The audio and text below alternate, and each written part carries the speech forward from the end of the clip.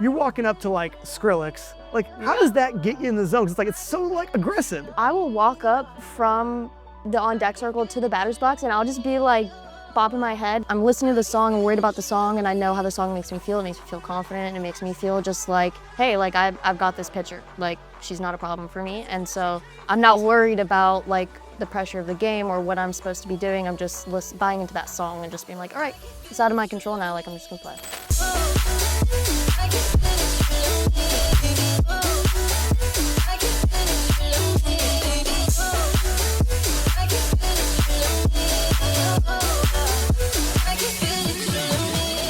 Everyone, the first word out of anyone's mouth is that you DJ. You must love it. Where did you find your love for music? Where did that kind of start for you? I think that growing up, I think the one moment I can absolutely remember is like 6th grade, Skrillex and like Bangarang. Like, I love EDM. I love that's mainly what I like. So no, I know what kind of EDM we're talking about. So we're talking about the very loud noises, dubstep, EDM Yes, type. that's just me, like, as a person. That's my brain. Like, I'm just energetic, and that music just kind of goes with my personality, I feel. And so that's what that's what I like to use to DJ too. Just like, I don't know, just like preaching like me and just in my music. And it's just So you're gonna break this down for me because it's something I've still never quite been able to understand. So when it comes to like dubstep in particular, I mean, got all like I'm not gonna make them, but for those some very interesting like cranky noises Yep. of sorts. Like, what is it that makes that like to ask a good question, to ask in the most respectful way possible? What is it that makes that music good? I don't know. It's like a certain energy, like when, especially if you have to experience like a concert. Like, Got it. I just went to Subtronics, love Subtronics, it was my second time seeing him. And it's just like the people there and just like everybody enjoying themselves in their own space and not worrying about like anybody else. It's just like a different type of, you're like, okay, like, but then the music is just like, it scratches your brain in some sort of way that, I don't know, just Who are your favorite artists? Skrillex, ISOXO, and Knock 2 are two. I had them as my walk-up last year. That's That's fun. awesome. Yeah. That's really cool. So all of them, and then Subtronics, and then like more of like a house, like Sammy Virgi is really big right now, like UK Garage. But yeah, those are some of like my main ones. But Remind me Subtronics' like main songs, because like I remember some of these. yeah, so like Grizztronics is one that he did with Grizz. He's a big star. Yeah. He just came out with a new album, Fibonacci, which is I've heard some of crazy. these new songs. Yeah, I've heard, it's very like, he goes from very like, ballet type of like Beethoven type of music, and then just absolutely hits it with like a big bass and just like drops it. Yeah. He's awesome. Yeah. Like, his music is legitimately like Absolutely. fantastic. Yeah. It just takes a different type of brain and creativity to kind of like, Yeah, I do mix a number of those type of songs Do you? in my arsenal. Yes, I do. I still have a number of those things still floating around. That's why I'm trying to like, Yeah. it's like there's a bunch of that floating around my playlist, but I think that there's like for example, like there's like the Illenium, some of the stuff Illenium does in particular. That's probably my favorite in that.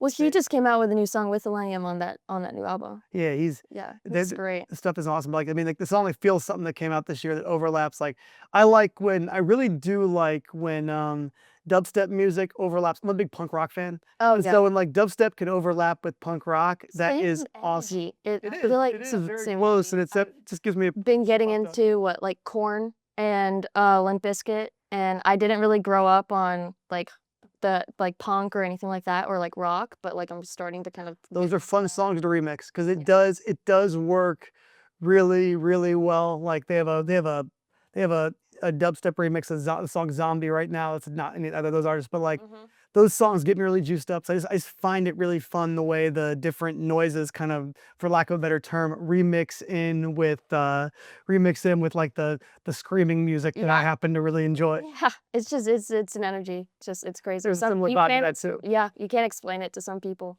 You as a player though, you're walking up to like Skrillex. Like, how does that get you in the zone? 'Cause it's so like aggressive. Like, I feel like, how does that work for you? I will walk up from the on deck circle to the batter's box and I'll just be like bopping my head, and I'm just Jamming. I'm worried about the music, and like I love, so for example, I said my song was Feel You Love Me by Knock 2, and very high tempo song. And so yeah, I just like I'm listening to the song and worried about the song, and I know how the song makes me feel. It makes me feel confident, and it makes me feel just like um, you know, hey, like I've got this pitcher. Like she's not a problem for me. And so I'm not worried about like the pressure of the game or what I'm supposed to be doing. I'm just buying into that song and just being like, all right, it's out of my control now. Like I'm just gonna play. So you're getting yourself like into the vibe of the music. Yeah.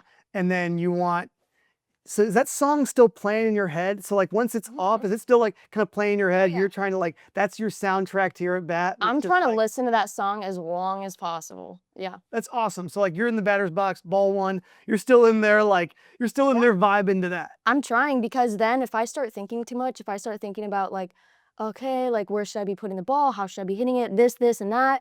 Then all of a sudden I'm worried about all these mechanics. I'm worried, I've got so many things in my head, and it's like, if the second you make it so much more difficult than it has to be, then it's like, then you're just in a hole. And you're not playing a game anymore. Yeah. And so if I'm just listening to that song, because, like music makes me happy.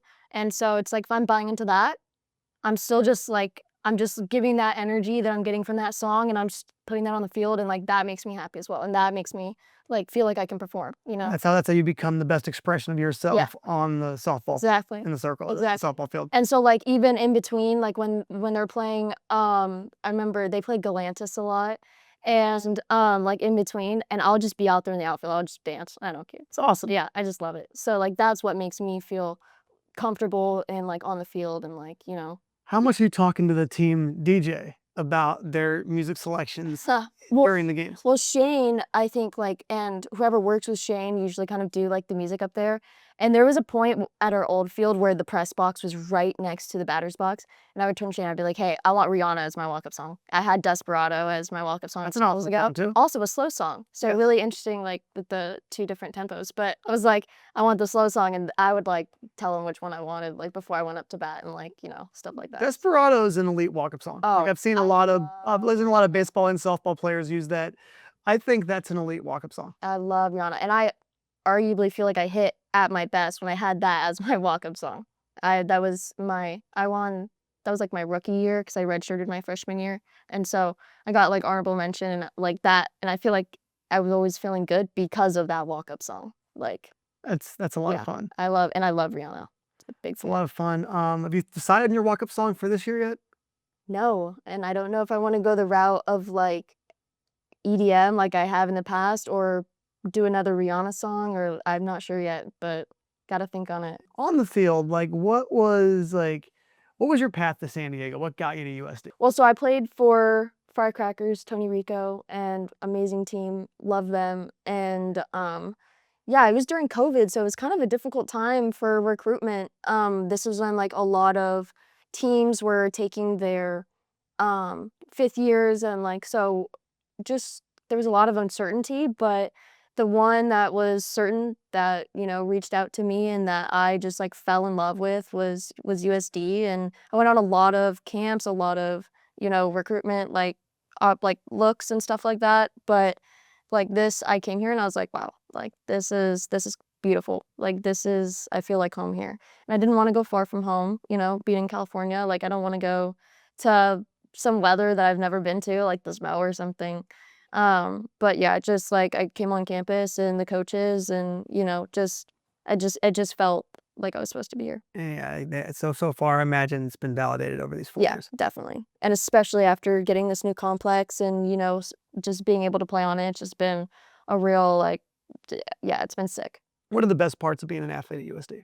I think the girls just having just such a solid family over the past 4 years. Like just every person that I've played with on this team has been loving and caring, and just become a lifelong sister. And like I just can't say enough about like the girls on the team. Like just that's what make it for me, is like being able to show up every single day and being excited to like see my friends, and like that's what makes getting through the hard days easier. So despite the fact that you're in one of the most beautiful campuses in the country, most beautiful cities in the country, if someone told you that you had to go play in the freezing cold in the middle of nowhere, but you get to play with these girls, you would still do that? Yeah, we have Man, Weber was a trek. It was snowing over there, and like, you know what? It was a fun time with my girls, and you know, like it's all good. We laugh and we make light of whatever we're in, and you know that's what gets us through. As you kind of look forward to, you got your last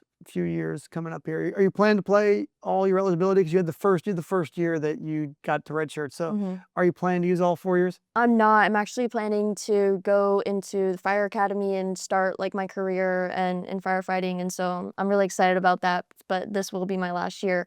It, I just, I, yeah, I'm making the most of it. That's for sure. You know? But so the plan now is to go into the fire academy, but at least that if this year ends up being better than you ever imagined, you do have in your back pocket I technically do. an extra year of eligibility if you want to use it next year. I do.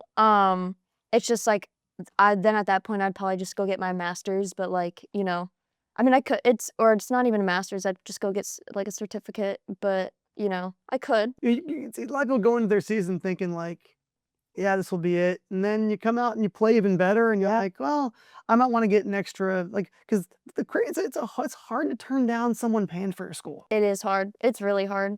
And yeah, you know, there's definitely a big possibility that could happen, but you know. It's good you're at peace either way with these I 4 am. years. Yeah. What makes you want to become a firefighter? That's awesome.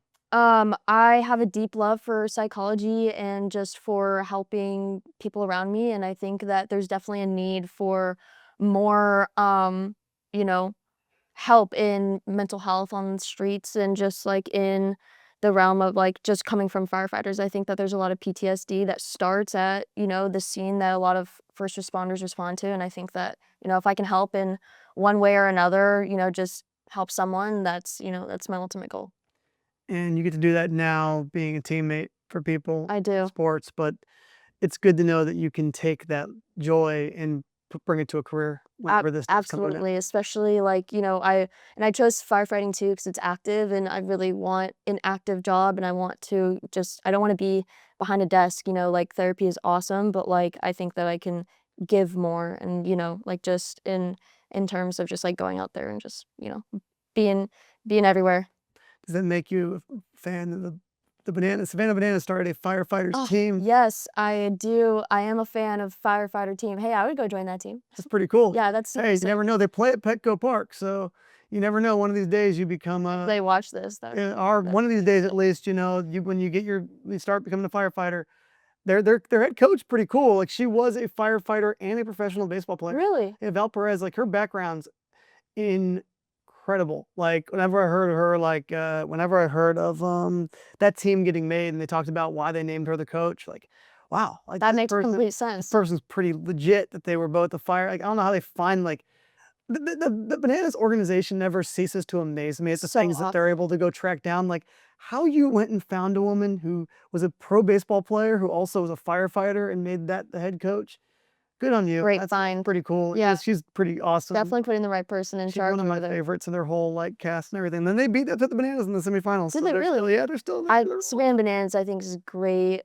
Just entertainment and baseball combined. Like I think it's a great You ever concept. been to one of the games? I haven't, but I would love to go. I want to go too. I think really want I think looking at it also from like I said, I have a deep love of psychology and looking at it from a psychological perspective of like bringing the fan base into the game and like allowing those kids to like be a part of it, I think is like a really cool experience for like the kids and like the enjoyment of like baseball and like sports in general. We're gonna hope they give you an at bat someday. You never know. It's I possible. hope. I hope. You look at the team this year. How are you feeling about the group you guys got? Feeling pretty good. We just added a new coach to the coaching staff, so I think that that's gonna definitely bring a lot of new knowledge and things like that. Like because he works with pitchers and catchers, and then also some stuff with just like BP. So I think that's gonna be really great for us. But I think as a whole, I think we're looking pretty good. I think that our pitching is being dialed in, and you know, I think just like hitting consistency there, and then just in on terms of offense, like being able to pick each other up and just go like, you know, we're not necessarily a home run hitting team, but if we can just make some solid contact and get them on, get them over, get them in, like it's gonna be it for us. It's gonna be key. Look at the roster right now. Who are new faces that people can be excited about that maybe they didn't see on the team? Not some of the people that everyone knows are good, but like people that you're in practice and you're like, this is a person that's going to be really good this year that you can give the fans some inside information? Um, I kind of want to give love to one of the freshmen. I think that AD is super exciting to watch. AD is our new third baseman, and she's a power hitter. And yeah, I think that she's really gonna make some waves as a freshman. And then also, we have our two transfers, KO and Charlie. I think that Charlie's a really good addition to the pitching staff. I think that she's really good to shut it down. I think that she might take more of a relief role, I think.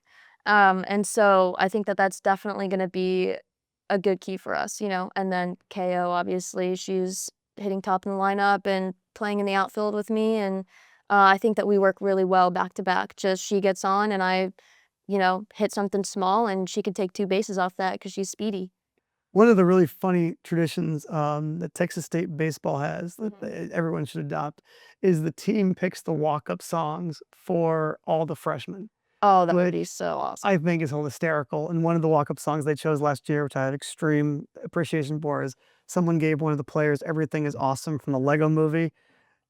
Excellent choice. That's such an awesome choice. Got an A+. Zach Gingrich got a great walk-up song. But if you could pick AD's walk-up song this year, what would it be? I would pick something from Gunna or 21 Savage. I would pick a rap song for her. I think that she's just I don't know, I think more of a chill rap or R&B vibe. That's a good thing. And then for you, we got a reliever now. So if we were picking a relief entrance song, what would it be? If I'm thinking in terms of Charlie is definitely chill. I would say something more like a rock. I would do something more like rock or country. I think more rock though. We're in the rock phase. Yeah, I like it. I think she's more chill, but she'll come out and she's someone that'll keep an even burn. If you think of fire, she keeps it. So something that's solid and steady. Yeah, yeah. Just for fun, if you look at all the music shows you've ever been to, what is your favorite you've ever attended? I think where my real love of DJing actually, where I actually started that was 2 summers ago. I saw Fisher in Ibiza, and I met this DJ at so the Fisher concert was sick, especially Cool. being in Ibiza. That's an amazing place to yeah, go. it was. And then, but I met this DJ at the hotel I was staying at, and he's actually the one that took the time and actually taught me how to DJ. And it was after work, and he came up to me. I was asking him some questions. He was like, "Hey, stay once I'm done, and I'll we'll DJ for 30 minutes." And he taught me, and that was. I still send him videos and stuff like that to this day. And Coolest thing you've DJed? Yeah, the coolest thing I've DJed. Yeah. I don't know. I think something that really stands out to me is we did a hype video with Ian over at Sunset Cliffs, and there was some super good content to that. I was in my uniform, and I was DJing, and there was the sunrise behind me with the ocean. It was really sick. I definitely want to go back and do that on my own time and actually do a little set or something. They gotta let you DJ. Sick. They gotta let you guest DJ either volleyball, men's basketball, women's basketball, one of those games. They gotta give you a guest DJ spot. I've done a dodgeball event here, and I did a pre volleyball. I think I did volleyball's opening night outside. I did their tailgate, and that was really fun. My board was not working with me. It kept disconnecting, and so it wasn't the best, most memorable set, but and I definitely do better mixing music that I know. So more heavier stuff. I think it's a lot easier for me to mix, and in-house as well. Me and Kimya were talking about doing some sort of set here with some other, because there's some other athletes that DJ too. Yeah, they gotta give you a game though. If we, It's really fun. I know, I'd be so. I have a buddy who's a dubstep DJ in Florida, and they let him DJ. You can't do it because you'd be playing, but they let him DJ when you retire. You can. They let him DJ a few of our softball games last year. Mhm. Those were really, really cool. And If he came and DJ'd our game and did dubstep, I bet you I'd have the best game of my life. I'd be so. It was awesome. No, he did. He did it for a game last season against USF, and the atmosphere was incredible. I'm telling you, that type of music brings a different type of energy. You don't see that just day to day. You need to get for at least one of the softball games. Yeah. Put it out there. For one of the games, have a dubstep night and see how Yeah. it goes. It's a fun Get experience. your Florida DJ out here. You never know if he can get in the road. He's very very good. I would love to meet him, It's learn from fun. him.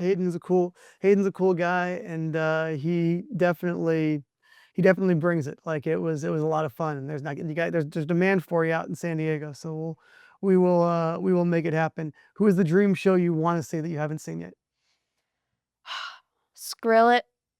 Skrillex and Fortet are performing New Year's Eve in Petco, so I might get tickets for the festival just to see them. That sounds cool. But if not that, like I said, I love Sammy Virgi, and he's like pretty up and coming with like UK garage, and so I think definitely would love to see him. He brings some good energy. If you look back at your USD journey when it's over, what is the legacy you want to leave here? Just a player that cares about the people around her, cares about the game, and really put everything that she had, left it on the field. And just like, I want to be known as just a great teammate and just, someone who had fun.